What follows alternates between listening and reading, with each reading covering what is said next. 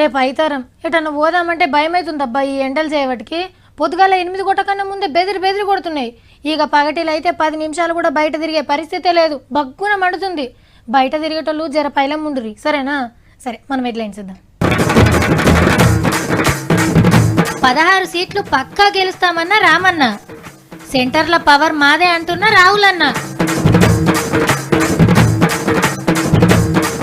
ఏటీఎంలా చెమట తీసిన దొంగ, ఈ కష్టం ఎవ్వరికి రావద్దు నియంగా.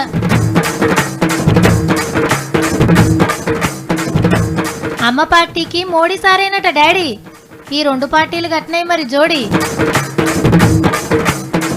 ఇతడు సత్యబాబు. నాకు తుఫాకి పట్టుకోవడమే తెలుసు, కానీ కాల్చేది మాత్రం తెలియదు. ఎందుకంటే కాల్చేటప్పుడు నేను కళ్ళు మూసుకొని ఉంటాను, వాళ్ళు ఇల్లు చెప్తే విన్నాను. ఈసారి గట్టిగా కళ్ళు తెరిచి చూస్తాను. దేశమంతా ఏమో కానీ తెలంగాణలో అయితే పార్లమెంట్ ఎలక్షన్ల వేడి వాడి హడావిడి శురువైంది. 3 ముఖ్యమైన పార్టీలు ఓట్ల కోసం బయలుదేరినాయి. గులాబీ పార్టీలు గుత్తబట్టి రోజుకో పార్లమెంటు నియోజకవర్గంలో మీటింగులు పెడుతున్నారు జోరుగా. ఒక్కొక్క నాడు 2 నియోజకవర్గాలను కూడా అరుచుకుంటున్నాడు కేటీఆర్ సార్.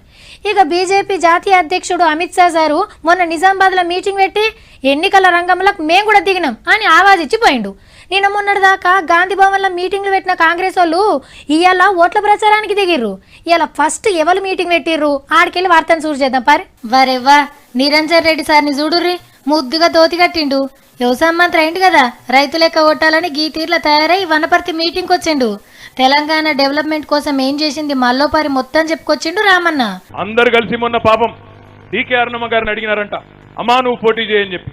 ఆయమనేమో లొల్లి పెట్టిందట, ఓయ్ నేను చెయ్యా, టైం మంచిగా ఉన్నప్పుడేమో జైపాల్ రెడ్డి గారు చేస్తాడు, మంచిగా లేనప్పుడు నన్ను ముంగడికి పెడతారా, ఎట్లా ఓడిపోయే సీటు నేనెందుకు చేస్తా అని చెప్పి ఆమె లొల్లి పెడుతున్నదంట. ఈడ మీటింగ్ కొడిచినాక చేవెళ్ళలా పెట్టిండు. ఈరోజు కాంగ్రెస్ అభ్యర్థులు ఎవరెవరైతే పోటీ చేయబోతున్నారో వాళ్ళ కుటుంబ సభ్యులు కూడా రేపు మనకే ఓటు వేస్తారనే మాటను కూడా ఈ సందర్భంగా నేను మీకు విజ్ఞప్తి చేస్తా ఉన్నా. ఇక ఇయ్యాలనే ఢిల్లీకి వెళ్లి రాహుల్ గాంధీ సార్ దిగిండు తెలంగాణలో ఎన్నికల ప్రచారానికి. శంషాబాద్ లో మీటింగ్ పెట్టి కాంగ్రెస్ పార్టీకి ఎందుకు ఓటేయాలో చెప్పిండు. హిందుస్థాన్ కే హర్ గరీబ్ వ్యక్తి కే లియే Congress party guaranteed minimum income देगी. हर गरीब व्यक्ति के बैंक अकाउंट में सीधा कांग्रेस पार्टी डायरेक्ट पैसा डाल देगी. ఎలక్షన్ల గంట ఓటకన్నా ముందే తెలంగాణలో అయితే ఎన్నికల జోరైతే పెరిగింది. అప్పుడే పాండవులు బాగా బతికినోళ్ళు, మహావీరులు, శూరులు, ధీరులు. పంచపాండవులు కలిస్తే ఇక తిరిగే ఉండదు వాళ్ళకు. ఒక్కొక్కలది ఒక్కో చరిత్ర కూడా. చేతికి 5 ఏళ్ళు ఎట్లనో పంచపాండవులు అట్లా, అంటే అంత ముద్దుకు కలిసి ఉండేటోళ్ళు. అయితే గాశారం మంచిగా లేక జూదంలో ఓడిపోతారు. రాజ్యం విడిచిపెట్టి అడవులు పట్టుకొని తిరుగుతారు అన్నదమ్ముళ్ళు. అబ్బా ఎంత గొప్పగా బతికినోళ్ళు, రాజుల బిడ్డలు, రాజ్యాలు ఏలేటోళ్ళు, ఇవాళ చూడెంత పనాయే అని అందరు బాధపడతారు. అయితే పాండవులకు కృష్ణుడే కొండంత అండ, 4 మంచి మాటలు చెప్పి ధైర్యం నింపుతాడు. మరి ఇప్పుడు మహాభారతం ముచ్చట ఎందుకంటే పెద్దలు జానారెడ్డి గారు యాద్ చేసినందుకు. మరి కాంగ్రెస్ భారతంలా సారు పాత్ర ఏందో మీరే ఎరక చేసుకోరు. మహాభారతంలో 13-14 సంవత్సరాలు అరణ్యాలకు పోయిన పాండవులు తిరిగి వచ్చి ధర్మయుద్ధం చేసి ధర్మరాజ్య స్థాపన చేసినటువంటిది మీ అందరికి తెలుసు. అంటే కాంగ్రెస్ పార్టీ కూడా అరణ్యవాసంలో ఉన్నదట. ఇప్పుడు కాంగ్రెస్ పార్టీ తిరిగి వచ్చేటువంటి ఎన్నికల నాటికి పూర్వవైభవం సంతరించుకుంటుందని చెప్పి. ఏమో సారు మీరేమి ఇట్లా అంటున్నారు కానీ మీ నకరేకల్ ఎమ్మెల్యే లింగన్న షేయి గుర్తుకు షేయి ఇచ్చి కారెక్తుండట. ముహూర్తం చూసుకొని కండువ మార్చుడే లేట్. కోమటిరెడ్డి బ్రదర్స్ కి జాన్ జబ్బలేకుండే. లింగన్నకు టికెట్ ఇవ్వకుంటే నేను కూడా పోటీ చేయా అని ఎంకన్నా మస్తు ఫైటింగ్ చేసిండు పార్టీలా. కానీ ఎంకన్ననే ఓడిపోయిండు. గెలిచిన లింగన్ననేమో పార్టీకి టాటా చెప్పే పనులు ఉన్నాడట. ఈ ముచ్చట తెలిసి మస్తు కాక మీద ఉన్నారు కోమటిరెడ్డి బ్రదర్స్. ఇక నల్గొండ కాంగ్రెస్ ఎమ్మెల్యేలు ఇద్దరే ఉంటారు, ఉత్తమన్న, రాజగోపాల్ అన్న. కృషి ఉంటే మనుషులు ఋషులవుతారు, మహాపురుషులవుతారు. కష్టే ఫలి. ఇలా కష్టపడితే రేపు సుఖపడతావు. కష్టాన్ని నమ్ముకున్నోడు ఎన్నటికీ కరవుగాడు. చెమట తీసినోడికే విజయం చేరువవుతుంది. చెయ్యాలనే తపన ఉంటే ఏదైనా సాధ్యమే. ఇప్పుడెందుకులే అనుకుంటే ఏది ముందుకు సాగది. అదృష్టాన్ని సరదాగా నమ్ముకో, కష్టాన్ని పూర్తిగా నమ్ముకో, ఇక విజయం నీదే. ఆరాటం ముందు ఆటంకం ఎంత, సంకల్పం ముందు అలసటెంత, దృఢచిత్తం ముందు దురదృష్టం ఎంత, ఎదురీత ముందు విధిరాత ఎంత. ఇటువంటి సూక్తులు బగ్గా చదువుకొని ఇక కష్టానికి బయలుదేరిండు ఒక అన్న. చూద్దాం మరి ఆయన కష్టం, దాని ఫలితం ఎట్లుందో. మోకానికి దస్తి కట్టుకొని ఏటీఎం సెంటర్లకు వచ్చిండు దొంగన్న. మస్తు షేపు తనలాడిండు గాని పని కాలే. ఇక లాభం లేదని బయటికి పోయి ఓ గనే ట్రై ఎత్తుకొచ్చిండు. అయినా పలకలే మిషిని జర్రంత రెస్ట్ తీసుకొని మళ్ళా చాలు చేసిండు. రాయితోని కొట్టి కొట్టి యాస్ట్రగా ఉన్నాడు గాని ఎంతకు తెరుచుకోలే ఏటీఎం మిషన్. అయినా ఇడవలే అన్న పట్టుబట్టిండు. అయితే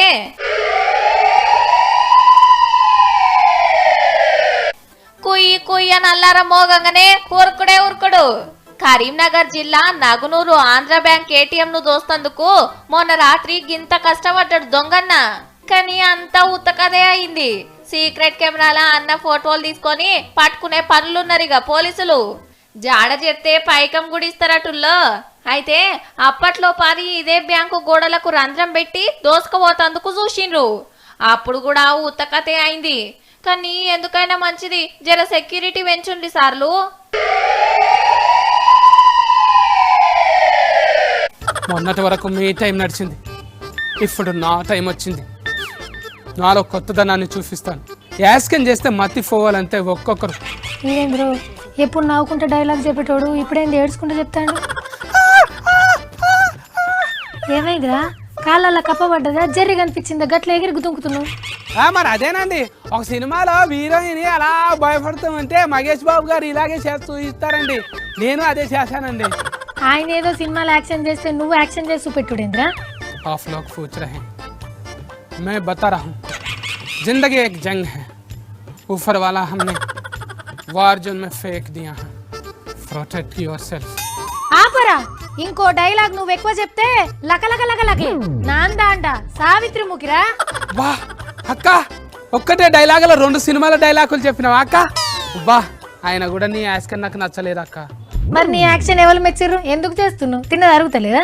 అక్కయ్య నీ తొక్కలో ముచ్చట్లు ఏంది అడుగుడు నాకు అర్థమైతలేదు. అక్కడ 10 अंडा బిర్యానీ ఏటింగ్ అక్క, పూరా లేకే గర్కు జాతే చూడదా అక్క ప్లీజ్. అరే ఇప్పుడు మహేష్ బాబు లెక్క డైలాగ్స్ ఎందుకు చెప్తున్నావు? సోడో సాఫెత్రే హే కలకత్తా కన్వర్లాల్ బాండీలో నీ బియ్యం ఉడకవు, కుదిరితే సించ సిగురు తీసుకొచ్చి పఫేసి ఉడకబెట్టు, అది నాకు బాగా ఇష్టం. తండ్రి కొడుకుల డైలాగ్స్ దంచుతున్నావు ఏందిరా? మహేష్ బాబు లెక్క ఎందుకు యాక్షన్ చేస్తున్నావు? ఆ సినిమాలో యాస్కెన్, ఈ సినిమాలో యాస్కెన్, అన్ని సినిమాల్లో యాస్కెనింగ్లన్నీ గుండు గుత్త పట్టేసిన, అన్ని చెప్పేస్తా, యాస్కెనింగ్ చేసేస్తా. ఇది చెప్పనీకి ఈడికి రావాలన్నారా? ఇదేదో ఇంటికన్నా చేస్తే కాదా? అదేంటండి, నేను ఇలా యాస్కెనింగ్ చేస్తుంటే మీరు అలా అలా నవ్వేస్తారనుకుంటే కోపగించుకుంటారేంటండి? సరేరా, నేను ఇంటికి పోతా, స్టూడియోకి వచ్చి నీ ఇష్టం వచ్చినట్టు యాక్షన్ చేసుకో, సరేనా? ఏంటి ఏమంటున్నారు? నాది సినిమాలు చేసే ముఖం కాదా? అంటే నా ముఖంలో రంగు లేదా? నేను చేయకూడదా యాస్కెన్? నాకు సౌండ్ పొల్యూషన్ ఎక్కువ అవుతుంది. నా చేతిలో తుపాకుంటే ఎంత మంచిగా ఉంటుండేనో. నాకు తుఫాకి పట్టుకోవడమే తెలుసు, కానీ కాల్చేది మాత్రం తెలియదు. ఎందుకంటే కాల్చేటప్పుడు నేను కళ్ళు మూసుకొని ఉంటాను. వాళ్ళు ఇల్లు చెప్తే వినాను. ఈసారి గట్టిగా కళ్ళు తెరిచి చూస్తాను. నువ్వు కూడా అసలు సావిత్రిని చూడలేవురా, ఈపు వలుగుతుంది బిడ్డ. నీ డైలాగ్స్ అన్ని బంద్ పెట్టు. అంటే సావిత్రి తమ్ముడు యాస్కెనింగ్ లో బాగా చేస్తాడన్న బుగుల, దొరకడాని దిగులా. అమ్మా ఇక నాకు చేత కాదమ్మా, నేను ఇన్లేను, నీ యాక్షన్లు చూడలేను. మహేష్ అన్న లెక్క మంచిగానే చేసినావు, ఆపుతావా మరి? అక్క బాగా వచ్చిందా యాస్కెనింగ్? అయితే ఇండస్ట్రీలో మహేష్ బాబు నేనేగా, ఆయన మిల్కీ బాయ్, నేనేమో కోవా బాయ్. ఓ దేవుడా, ఇండస్ట్రీలో ఇస్త్రీ చేసుకునేందుకు కూడా మనకి రావు. నువ్వు మహేష్ బాబు ఏందిరా? మహేష్ అని అన్నాడు కదా అక్క, అన్ని సినిమాలలో యాస్కెనింగ్ నేను చేయలేనంట అని. అంటే కొన్నిట్లలో నేను చేస్తానట్టు. ఇక బిత్తిరి సత్తిగాడు ఫీలింగ్ నగర్లల్లా ఫర్బంజన మరో సూపర్. ఆయన ఏదో సినిమాకి నిర్మాతగా చేస్తుండు, మరి మీరే చేయొచ్చు కదా అంటే నవ్వి గిట్లా అంటే నువ్వేంద్ర గిట్లా చేస్తుండవు? మళ్ళీ కావాలి కదా అక్క, పాపం ఒక్కడే ఎన్నిగానం సినిమాలు చేస్తాడు అక్క, కొన్ని నేను చేస్తా హెల్పింగ్ చేసినట్టు అవుతుంది. నీకు అర్థమైతే లేదురా, ఇన్నొద్దులు హీరో, ఇప్పుడు నిర్మాత, అన్ని వాళ్ళే ఉంటారా? నీకు ఛాన్స్ ఏడికెళ్ళి వస్తా చెప్పు, నీ ఎడ్డి మొక్కడా. మరి గదే అక్క, ఇందాక నుంచి నేను అన్ని యాసల్లో మాట్లాడాను కదా అక్క, ఎందుకు రానివ్వరు? యాస మారితే యాక్షన్ మారుతుందేమో కానీ తెలంగాణలో ఉంటావురా బ్లడీ ఫుల్. నీకు ఇట్లా చెప్తేనే అర్థమవుతుంది. యాక్టింగులు చేసుడు, ఎమిక్రీలు చేసుడు, పాటలు పాడు అయితే నేర్చుకున్నాం కానీ ఈ సినిమాల్లోకి ఎట్లా పోవాలో నేర్చుకోలేదబ్బా. కాస్త ఎప్పుడైనా అవకాశం ఉంటే మా బోటలను కూడా బాగు ఫన్నీయండి అబ్బా.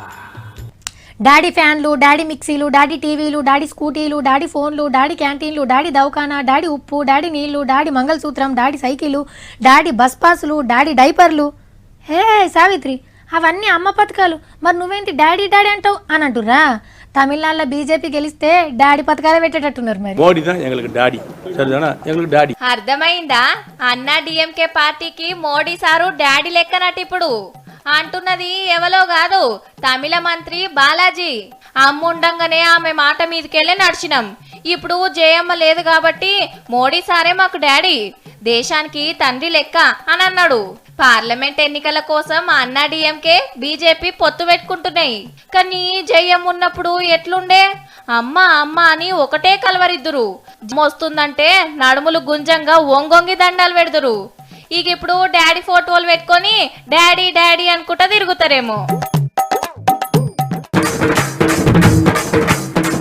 ఇతడు సత్యబాబు. నాకు తుఫాకి పట్టుకోవడమే తెలుసు, కానీ కాల్చేది మాత్రం తెలియదు. ఎందుకంటే కాల్చేటప్పుడు నేను కళ్ళు మూసుకొని ఉంటాను. వాళ్ళు ఇల్లు చెప్తే విన్నాను. ఈసారి గట్టిగా కళ్ళు తెరిచి చూస్తాను. ఇవి 2 ముచ్చట్లు. ఇంకెన్ని ముచ్చట్లతో నేను మళ్ళీ కలుస్తా. టాటా.